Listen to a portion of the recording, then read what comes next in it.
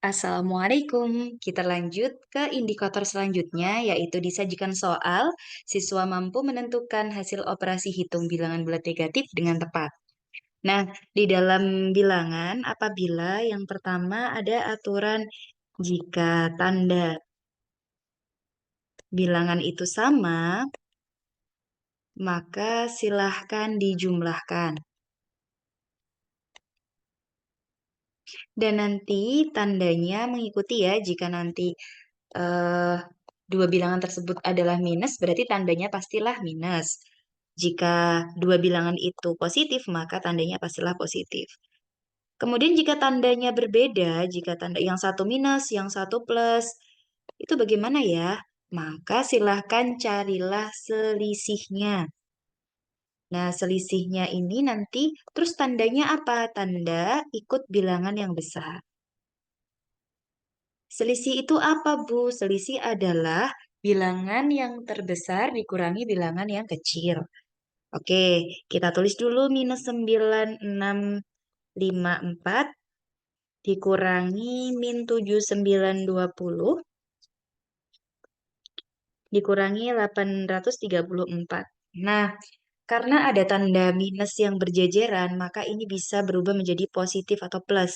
Min 9654 ditambah 7920 dikurang 834. Nah, min 9000 dengan plus 7000 itu kan tandanya berbeda ya. Karena tandanya berbeda, maka kita pakai aturan yang kedua, yaitu mencari selisihnya. Jadi selisih dari siapa? 7.920 dengan 9.654. Nah, kita cari selisihnya. Kita kurangkan ya. Di sini 4, 3, 7, 1. Jadi di sini 1, 7, 3, 4. Tapi di sini minus ya. Kenapa minus? Karena 9.000 ini yang besar, dia minus. Kemudian dikurangi 834. Nah, di sini ada min 1734 dikurangi 834. Ini sama-sama minus kan? Kalau sama-sama minus berarti ikut aturan yang pertama. Jika tanda bilangan sama, maka dijumlahkan. Jadi, silakan menjumlahkan antara 1734 dengan 834. Ketika kita tambahkan di sisi 8, 6, 5, 1, 2568. Nah, positif atau negatif? Coba dibaca aturan pertama. Jika tanda bilangan sama, dijumlahkan dan tandanya mengikut. Mengikut apa? Ikut ini. Ini kan sama-sama minus ya. Sama-sama minus sehingga di sini tandanya minus. Jadi jawabannya adalah B. Oke, silahkan mencoba. Ini mirip ya dengan soal sebelumnya, hanya tanda minus dan plusnya saja yang diubah. Baik, kita lanjut ke indikator berikutnya, yaitu disajikan soal siswa mampu menentukan hasil operasi perkalian campuran bilangan bulat negatif dengan tepat. Oke, jangan lupa kita punya prinsip yaitu rungkat kali bataku. Yang mungkin sudah pernah dengar ya, rungkat kali bataku. Rungkat, rung itu kurung, kat itu pangkat,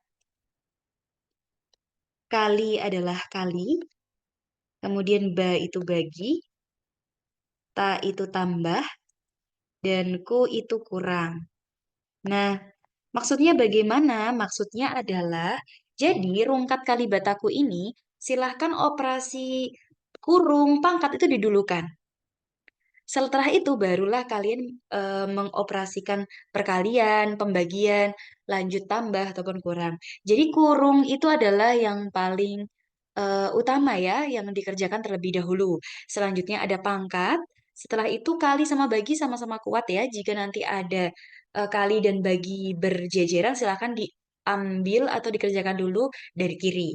Kemudian kalau tambah dan kurang itu juga satu tingkatan sama ya, tambah dengan kurang. Yang jelas kali bagi itu lebih kuat dibandingkan tambah kurang. Sehingga kalau ada kali bagi dulu, baru ditambah maupun dikurang. Oke, di sini minus 48 dikalikan min 8 ditambah 72 dibagi 8. Nah, Yang pertama yang kita kerjakan adalah yang ada di dalam kurung. Yang ada di dalam kurung kan ini ya, min 8 ditambah 72 bagi 8. Min 8 ditambah 72 dibagi 8. Itu ada plus, ada pembagian. Yang didahulukan adalah pembagian. Sehingga 72 dibagi 8 ini dulu dikerjakan, yaitu 9 ya. Nah, di sini penulisannya tetap begini. Kita hanya mengubah 72 dibagi 8.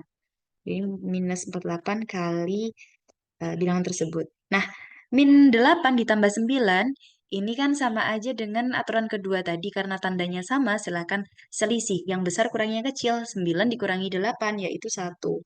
Tandanya positif atau negatif? Tandanya positif, karena 9 positif ya. Kemudian ini menjadi minus 48 dikalikan 1. Berapapun bilangan, kalau dikalikan 1 pasti adalah bilangan itu sendiri. Sehingga jawabannya adalah minus 48. Ayo mencoba soal berikut ini. Silakan dicoba ya. Jangan lupa pembagian perkalian itu didahulukan dibandingkan penjumlahan maupun pengurangan. Oke, kita lanjut ke indikator selanjutnya. Disajikan soal, siswa mampu menghitung perkalian dan pembagian bilangan pecahan dengan benar.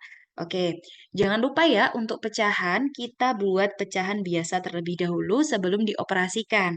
Jadi masih ingat tadi untuk pecahan biasa cara membuatnya adalah kali depan tambah atas. Sehingga di sini 3 kali 1, 3 ditambah 2, 5 berarti ya. Kemudian 21/7 ya. Depan dikalikan bawah 7 kali 2 14 ditambah atas 1 berarti 15/7. Selanjutnya 1/3/7 itu adalah yang bawah 7 depan kalikan 1 1 kali 7 7 ditambah 3 10 10/7. Nah, baru kita masukkan di sini 5/3 dikali 15/7 kemudian dibagi 10/7. Nah, 5/3 dikali 15/7. Masih ingat aturan bahwa pembagian pecahan itu bisa berubah menjadi perkalian, asalkan pecahan yang belakang itu dibalik. Dibalik bagaimana? 10/7 itu dibalik menjadi 7/10. Nah, seperti ini. Nah, kalau sudah seperti ini, bisa kita coret-coret bilangan-bilangan yang sama atau bilangan yang memiliki faktor yang sama. Contohnya nih, 7 dengan 7 kita coret, bisa. Kemudian 5 dengan 10. Coba 5 kita coret dengan 10. Berarti ini 1, ini 2. 15 dengan 3 bisa sama-sama dibagi 3. Ini 1, ini 5. Berarti di sini tinggal 1 dikali 5 dikali 1 dibagi 1 kali 1 kali 2. Berarti kan 5/2. Nah, karena jawabannya itu berupa pecahan campuran, maka 5/2 kita buat pecahan campuran. Bagaimana caranya? 2 dikali berapa biar mendekati 5? 2 kali berapa biar mendekati 5? Oh, 2 kali 2. 2 kali 2 adalah 4. Sisanya berapa? 1. Nah, berarti jawabannya adalah 2 1/2 atau 2,5 ya. Oke, silahkan mencoba soal berikut ini. Jadi jangan lupa kalau ada pembagian ataupun perkalian pecahan dan dia masih berupa pecahan campuran, silahkan ubah dulu ke dalam pecahan biasa. Dan ingat bahwa pembagian pecahan itu bisa menjadi perkalian kalau yang belakang dibalik. Pembilangnya menjadi penyebut, penyebut menjadi pembilang. Oke, kita lanjut ke indikator selanjutnya, yaitu disajikan soal siswa mampu menentukan titik pusat, jari-jari, dan diameter yang benar.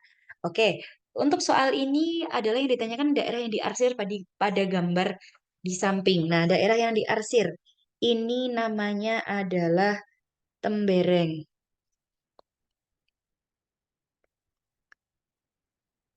Oke, yang diarsir ini Tembereng ya. Kemudian, eh, kalau untuk juring, juring tuh misalkan ini. Ini saya arsir. Ini adalah juring ya, yang bentuknya seperti potongan pizza. Ini adalah juring. Lalu kemudian karena di sini nanti kalau sesuai dengan indikator, maka yang ditanyakan titik pusat jari-jari atau diameter. Nah, kita bahas itu saja ya. Titik pusatnya yang mana? Titik pusat ini. Yang di tengah-tengah ini namanya titik pusat. Lalu untuk jari-jari, jari-jarinya ini, misalkan di sini ada titik O ya, berarti titik O ini titik pusat.